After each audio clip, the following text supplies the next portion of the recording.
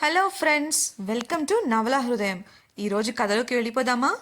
భానుమతి అనారోగ్యం గురించి తన భర్త ద్వారా తెలుసుకున్న మీనాక్షి భానుమతిని కలిసి పరామర్శించి వెళ్ళింది. తనతో మాట్లాడటానికి ఇంటికి రమ్మని మీనాక్షి చెప్పగా మరుసటి రోజే ఆమె ఇంటికి వెళ్ళాడు వసంత్. మీనాక్షి భర్త శ్రీహరి ద్వారా సగం సగం వివరం తెలిసి అతను నిట్టూర్చగా కాలేజ్ చదివే రోజుల్లో భానుమతి ఒక వ్యక్తితో స్నేహం చేసేదని చెబుతుంది మీనాక్షి. అయితే కాలేజ్ పూర్తయ్యాక ఆ వ్యక్తి కనిపించలేదని, అప్పట్నుంచి సంవత్సరం తర్వాత అకస్మాత్తుగా భానుమతి కనిపించకుండా పోయిందని చెబుతోంది. తప్పు చేశానని బాధపడుతున్న కారణంగా ఆమెకు ఇలా జరుగుతుందేమో అన్న తన అభిప్రాయాన్ని వెలిబుచ్చింది మీనాక్షి. ఆమె మాటలకు ఆలోచనలో పడ్డాడు వసంత్. కొంతసేపటి తర్వాత, అమ్మ చాలా ధైర్యంగా ఉండేదని మీకు కూడా తెలుసు కదా ఆంటీ. అమ్మ వాళ్ళ ఇంట్లో అందరికీ తను ఏం చేసినా చెల్లేది అని భానుచంద్ర గారు చెప్పారు. అలా చూస్తే ఆ సంవత్సరం జరిగిన ఇన్సిడెంట్ తీవ్రత ఎలా ఉందంటే, ఆ ఇంట్లోని అందరూ ఆమెను ద్వేషించేంతలా, ధైర్యంగా ఉండే అమ్మ కూడా కుంగిపోయి బాధపడేంతలా. ఒకసారి మీరే ఆలోచించండి, అటువంటి సంఘటన ఏదైనా అప్పట్లో జరిగిందా అని అన్నాడు. అందుకు లేదని సమాధానమిచ్చింది మీనాక్షి. ఆలోచనలో ఉన్న వసంత్ను చూస్తూ మీనాక్షి కూడా ఆలోచనలో పడగా వసంత్ మాట్లాడుతూ, ఇంతకీ ఆ వ్యక్తి ఎవరు, ఎక్కడుంటాడు అని, అతని వివరాలు ఏవైనా తెలిసే అవకాశం ఉందా అని ప్రశ్నించాడు.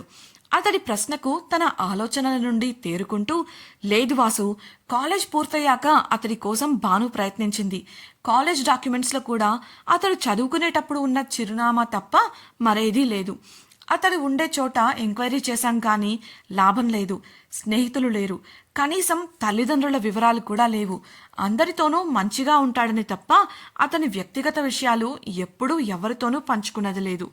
అందువల్లే మేము అతని వివరాలు తెలుసుకోలేకపోయాము అని వివరించింది మీనాక్షి. ఇదంతా విన్న వసంత్కు ఎందుకో అనుమానం కలిగింది.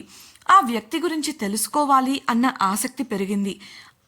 అతనికి భానుమతికి ఇలా జరగడానికి ఏదైనా సంబంధం ఉందేమో అనిపించింది.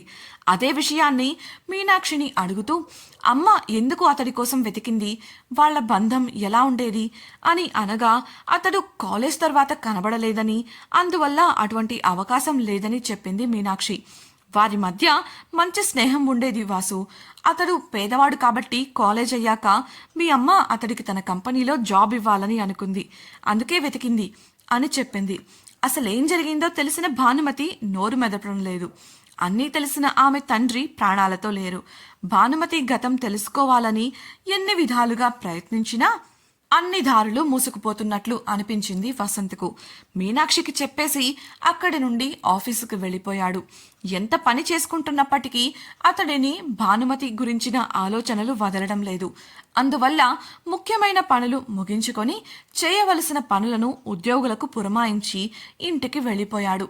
అతడు ఇంటికి చేరుకునేసరికి ఎక్కడికో బయలుదేరుతూ కనిపించారు శిశిర, ఉమా, రేష్మ మరియు అలీలు. ఎక్కడికన్నట్లు అలీని చూశాడు వసంత్. అమ్మను చూడడానికి వెళుతున్నామురా, నువ్వేంటి ఈ సమయంలో ఇంటికొచ్చావు? సమాధానమిస్తూనే ప్రశ్నించాడు అలీ. ఎక్కువసేపు అమ్మను విసిగించొద్దు, తనకు రెస్ట్ అవసరం, జాగ్రత్తగా వెళ్ళిరండి అంటూ శిశిరను ఒకసారి చూసి తన గది వైపు వెళ్ళిపోయాడు. అతని చూపును అర్థం చేసుకున్న ఉమా బయటకు వెళ్లబోయిన శిశిరను ఆపి, శిశిరా, నువ్వు ఆగిపో, వాసుగారు ఇంటికొచ్చారు కదా, ఏం కావాలో చూసుకో అని చెప్పగా, అవన్నీ నిర్మలా ఆంటీ చూసుకుంటారులేవే, ఆయనేదో పని మీద వచ్చుంటారు, మనం వెళ్దాం పదా అంది శిశిర. శిశిర చెయ్యి బలంగా పట్టుకొని ఆపుతూ, వాసుగారు డల్గా ఉండటం చూసావా లేదా? ఇలాంటి టైంలో ఎవరికైనా తోడు కావాలి.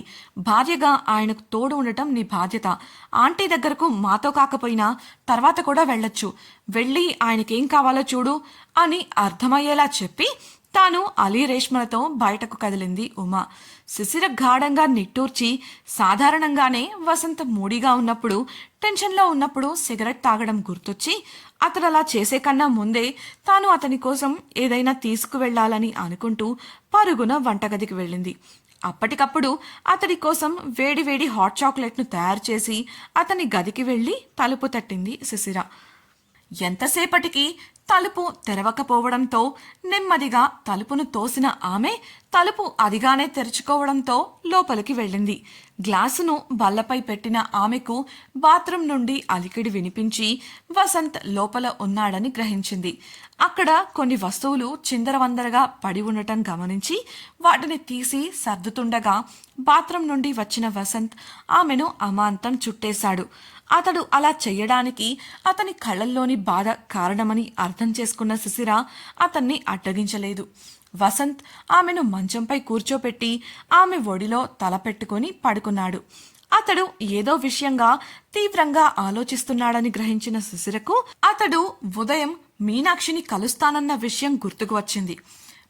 మిన్ను ఆంటీని కలిసారా అని ఆమె అడగగా అని కళ్ళు మూసుకొని బదులిచ్చాడు వసంత్.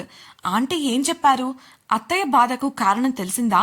ఆసక్తిగా ప్రశ్నించిన ఆమె వంక ఓ మారు చూసి మీనాక్షి అతనితో చెప్పిన విషయాలన్నీ చెప్పి ఏ దారిన వెళితే ఆ దారి మూసుకుపోతోంది శిశిర. నాకు ఏం చేయాలో అర్థం కావడం లేదు. ఏం చేసి అమ్మ సమస్యను తీర్చగలను? ఇంత సంపాదన, పేరు, శక్తి సామర్థ్యాలు ఉండి ఏం లాభం? అసహనంగా లేచి కూర్చుంటూ అడిగాడు వసంత్. ఆ క్షణం అతడి మానసిక పరిస్థితిని అర్థం చేసుకోగలిగింది శిశిర. ఎన్నెన్నో చేయగలిగిన తాను తన తల్లికి కావలసినవి, తన తల్లిని కాపాడుకునే పనులను మాత్రం చేయలేకపోతున్నాను అన్న అతడి నిస్సహాయత అతడిది. పక్కనే బల్లపై ఉన్న హాట్ చాక్లెట్ గ్లాసును అతని చేతికి అందిస్తూ, ఇలా చూడండి వాసు గారు, కొన్నిసార్లు మనం చేస్తున్న ప్రయత్నాలు విఫలమవుతున్నాయంటే విజయాన్ని సొంతం చేసుకోవడానికి అది సమయం కాదని అర్థం. అలా అని మీ ప్రయత్నాన్ని ఆపమని నేను చెప్పను. కానీ ఫలితం గురించి ఆలోచించడం, విఫలమవుతున్న ప్రతిసారి దాన్ని మనసులోకి తీసుకొని బాధపడటం తప్పు. కాస్త ఓపిక పడుతూ ప్రయత్నించండి అని శాంతంగా చెప్పింది శిశిర. కానీ అమ్మ ఆరోగ్యం క్షీణిస్తోంది శిశిర, అందుకేం చెయ్యాలి అని వసంత్ అడిగినప్పుడు, ఏం చెయ్యాలంటే అత్తయ్యకు తన బాధ లేదంటే గతం గుర్తొస్తేనే కదా సమస్య వస్తుంది. అది రాకుండా చేయండి. ఆవిడ వేరే పనులతో బిజీ అయ్యేలా చూడండి. ఆవిడ ఆలోచనలు, మనసు బిజీగా ఉన్నంత వరకు ఆవిడకు ఎలాంటి ఆరోగ్య సమస్యలు రావు అని నా అభిప్రాయం అని బదులిచ్చింది శిశిర. వసంత్ ఆమె ఆలోచనకు ఆశ్చర్యంగా చూస్తుంటే, ఇదిగో ఆవిడను ఎలా బిజీగా ఉంచాలని నన్ను మాత్రం అడగకండి. ఒక్కొక్కరి ఇష్టాలు ఒక్కోలా ఉంటాయి.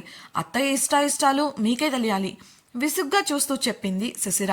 ఇటువంటి ఆలోచన తనకు తట్టనందుకు తనను తానే తిట్టుకున్న వసంత్ శిశిర బుగ్గపై ముద్దిచ్చి ఆమె తల నిమురుతూ, అప్పుడప్పుడు నీ బుర్ర భలేగా పనిచేస్తుంది. దెబ్బ కాని ఏదైనా తగిలిందా ఏంటి? ఆమె తలను అటూ ఇటూ తిప్పి చూస్తూ అన్నాడు వసంత్. ఓవైపు ముద్దు వల్ల అతని పెదవులకున్న చాక్లెట్ తన బుగ్గలపై అంటుకోవడం కాక, ఇప్పుడు ఇలా తనకు బుర్ర సరిగా పనిచేయదు అని మాట్లాడేసరికి శిశిరకు కోపం ముంచుకొచ్చింది. అసలు ఏం మాట్లాడుతున్నారు మీరు? అనుకుంటున్నారు నా గురించి? మీకు నేను ఎలా కనబడుతున్నాను అంటూ అతనిపై విరుచుకుపడింది శిశిర. వసంత్ నవ్వుతూ చేతిలో ఉన్న గ్లాసును జాగ్రత్తగా పట్టుకుంటూనే ఆమె దాడిని అడ్డుకుంటూ ఉండగా విసిగిపోయి ముఖం ముడుచుకొని కూర్చుంది శిశిర. వసంత్ తాగేసి గ్లాసు పక్కన పెడుతూ, ఇప్పుడు నేనేమన్నాను చెప్పు? అప్పుడప్పుడు నీ బుర్ర బాగా పదునుగా పనిచేస్తుందని పొగిడాను, దానికి కూడా కోపమేనా అని అడగగా శిశిర ఉడుక్కుంటూ, అప్పుడప్పుడు ఏంటి, నేను ఎప్పుడూ షార్ప్గానే ఉంటాను, మీకే నన్ను అర్థం చేసుకోవడం తెలీదు అంది. అవునవును, పాఠకులు కూడా అదే అనుకుంటున్నారులే మరి అని వెటకారంగా వసంత్ అనగా, ఏమని ఆసక్తిగా అడిగింది శిశిర. అదే, కొన్ని విషయాల్లో నీ బుర్ర చాలా బాగా పనిచేస్తుందని, మిగతా వాటిలోనూ నత్తలా చక్కగా పనిచేస్తుందని వసంత్ చెప్పగా, ఓ అంతే కదా మరి గర్వంగా అంది శిశిర. తాను అంతకు ముందు అన్న అదే మాటను అదే అర్థంతో కేవలం మాటలు మార్చి చెప్పగా ఒప్పుకున్న శిశిరని చూసి ముసిముసిగా నవ్వుకున్నాడు వసంత్. ఇవేం తెలియని శిశిర తీరికగా కూర్చోగా ఆమె ఒడిలో తలవాల్చాడు. అతడు బాగా అలసిపోయినట్లు కనిపించడంతో అతడి తల నిమురుతూ కూర్చుంది ఆమె. ఆ చల్లని స్పర్శకు హాయైన నిద్రలోకి జారుకున్నాడు వసంత్. అసలే గత 2 రోజులుగా భానుమతి ఆరోగ్యం గురించిన ఆందోళన వల్ల అతడు సరిగ్గా నిద్రపోలేదు. అది తెలిసిన శిశిర అతడిని డిస్టర్బ్ చేయకుండా ఫోన్ చూసుకుంటూ కూర్చుండిపోయింది. ఇంతకీ భానుమతి ఆరోగ్యం కోసం శిశిర ఇచ్చిన సలహా పనిచేస్తుందా? భానుమతి గతం గురించి తెలుసుకోవడానికి వసంత్ ఏం చేస్తాడు? భానుమతి ఇంట్లో కిషోర్ను చూసిన ఉమా ఊరికే ఉంటుందా? శ్రీహరి మాటల అర్థాన్ని వసంత్ గ్రహించగలడా? కాలేజ్లోని వ్యక్తికి భానుమతి గతానికి ఏదైనా సంబంధం ఉందా? ఇంతకీ ఆ వ్యక్తి ఎవరు తెలుసుకోవాలనుకుంటున్నారా? అయితే ఛానల్ను సబ్స్క్రైబ్ చేసి వసంత శిశిరం రాబోయే ఎపిసోడ్స్ తప్పకుండా వినేయండి. అలాగే మీకు ఈ వీడియో నచ్చినట్లయితే లైక్ చేసి మీ సన్నిహితులకు షేర్ చేయండి. మీ అభిప్రాయాలను మాతో పంచుకోవడం కోసం కామెంట్ సెక్షన్లో తెలియజేయగలరు. ఇట్లు మీ నవలా హృదయం team. Thank you for listening.